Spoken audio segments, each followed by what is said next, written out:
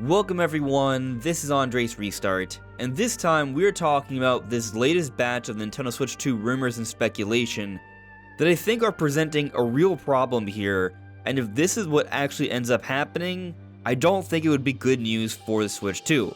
So what's going on exactly? Well, there's a few different things. One of which is this latest patent that a lot of different sites have been talking about recently, and another is a rumor coming from an apparent Korean leaker, and both of which are suggesting something that I don't really like the idea of, and I honestly don't think makes a lot of sense, but maybe as I talk about it with you all and I go over why I think this is a problem, perhaps you guys can think of certain solutions and tell me why I shouldn't be worried, or maybe you'll agree with me that I should be worried if these rumors are going to be true. And the third option is, well, maybe it's just not going to happen because it doesn't make sense. But before going forward, let me point out that we are aiming to reach 50,000 subscribers, so if you do enjoy my content, please subscribe and hit that notification bell, and enjoy the ride as we talk about Nintendo every day. So let me first go over this information coming from this Korean leaker at @4_Ataraxia. Now, when I refer to them as a leaker, it's because they are apparently leaking things. I don't know that. They're talking about a whole bunch of different technologies here. It's been discussed and circulated somewhat, and there are some things being said here that do kind of line up with this recent patent, and it's what's led to the conversation that I want to have for this video. But this is what they're saying. Nintendo, next generation Switch under development. It is linked to existing Switch series chips and focuses on improving the console. Same display size but reduced display weight. The next model for Switch is Nintendo Super Play, pseudonym. Play with game chips like a Switch. It has the same button structure as a Super Famicom.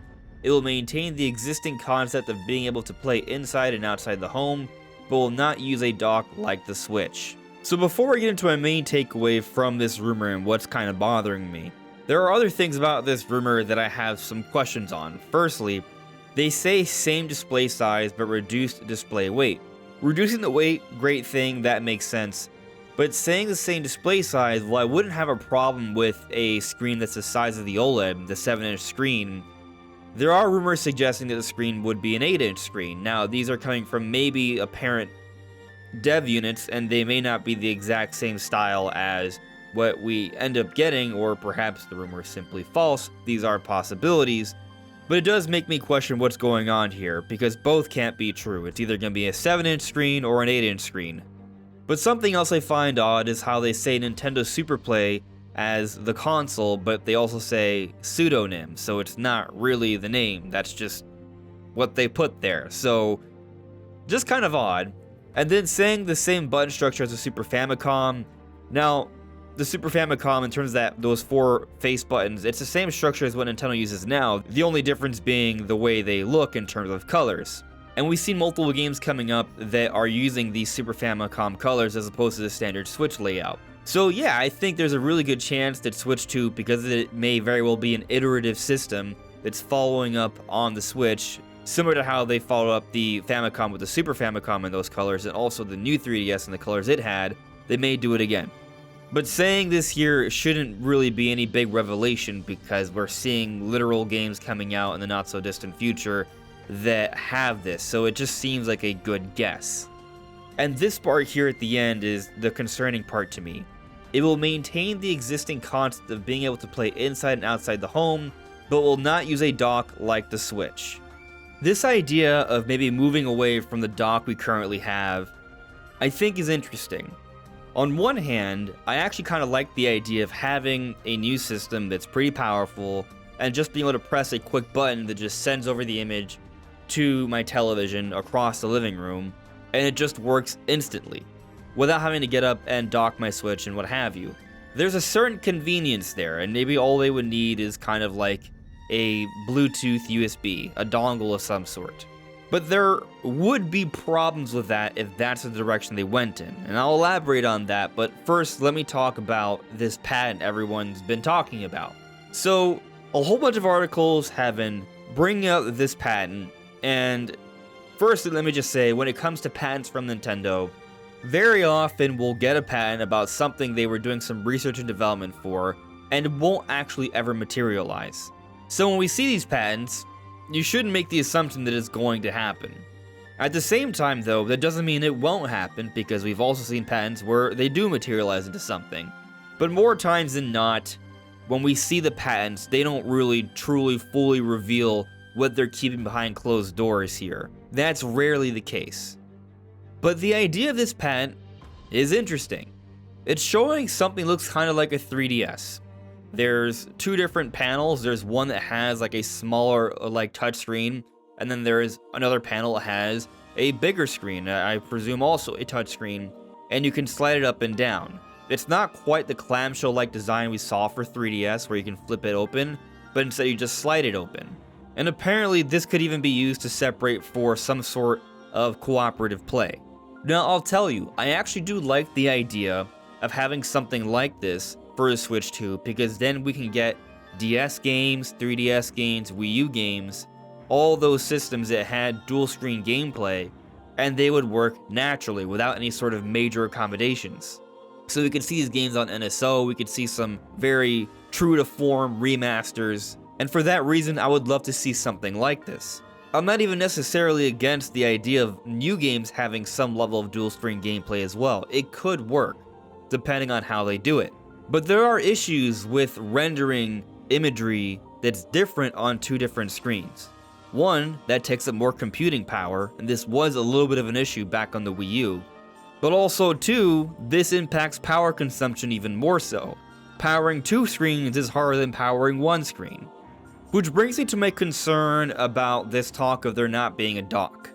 Because say we have a system like this, or even if it is just basically like the Switch, and all you have to do is press a button to send over what you're playing to the television, at the surface may seem really great.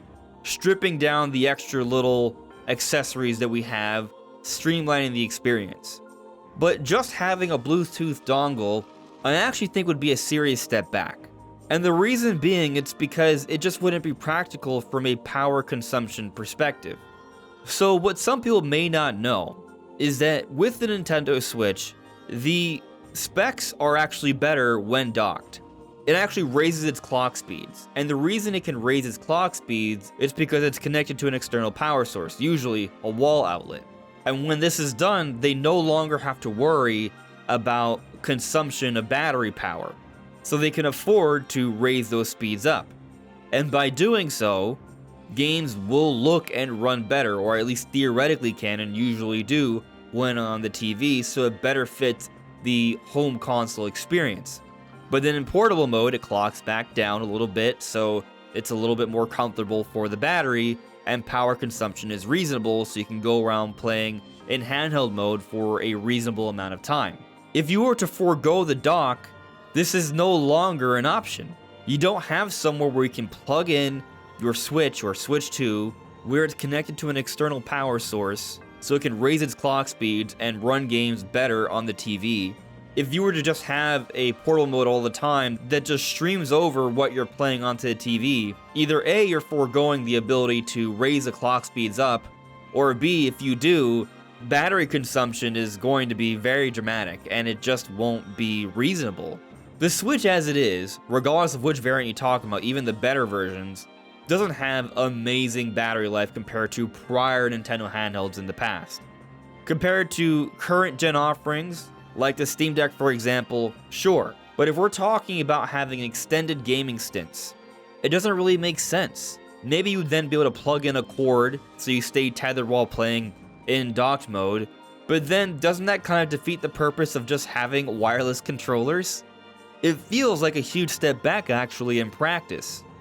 So I think this talk about there not being a dock and having these extra screens, they're just not practical.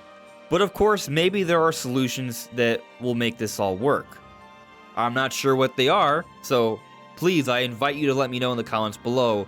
But I just have a hard time believing Nintendo could figure some sort of new technology out for battery consumption that allows it to not really have a power source during longer gaming stints at home in the living room playing in 4K. Like, that just doesn't seem conceivable to me. not with what we're reasonably expecting the Switch 2 to be powered by. And then going back to the idea of this patent where it looks kind of like a 3DS, I like the idea of it, but then what happens when you do play in docked mode? If you're holding this system and it can send the image over, yes, it would work to be able to play it in that way, but then this would go back to the issue I've been discussing, where if you're not docking your Switch 2, power consumption is going to become a problem. So then does that mean that you don't have dual screen gameplay when docked? Or then do you have to maybe have some sort of special controller that you can set up maybe your phone screen or something that streams that second screen experience? This is a possibility, but it doesn't seem elegant to me. It seems wonky. It's a lot of extra moving parts that just don't seem necessary. So as much as I would love to see DS and 3DS and Wii U games being fully compatible with that dual screen gameplay, I'm not sure this is the best way to go about doing it. At least not right from the box. If there are some extra accessories that make it more feasible for those that really want it, sure, but as a primary experience where you are making certain decisions on pricing and what's available for the system from launch, that I am very skeptical of. So in short, this rumor about there not being something like the dock that the Switch is using, it doesn't have to look exactly like the current dock. If they want to change things around somewhat, sure, but it still needs to dock is my main point here. And I would love it if we were to get this dual screen experience for the next system, but it seems unlikely to me. So basically, these latest talks about the rumors of Switch 2 and these patents, I don't really think they tell us too much. I think when we take into consideration everything we have heard from Video Games Chronicle, Eurogamer, other sources like the Xbox Era podcast or Nate the Hate, none of these sources have made any indication that the Switch 2 is going to be some sort of dramatic departure from what the Switch is. We refer to it as a Switch 2 because everything we've heard is a suggestion that is pretty much par for the course for what the Switch is, just a better, beefier version. It's not to say that there won't be some sort of innovations there, but we haven't heard anything from a super reliable source that's suggesting it's something significantly different. And I think that alone is very telling for what we should expect of this system. But what do you think? Let me know in the comments below. This is Andres Restart. Thank you so much for listening and watching, and I'll see you all really soon. Take care. Bye.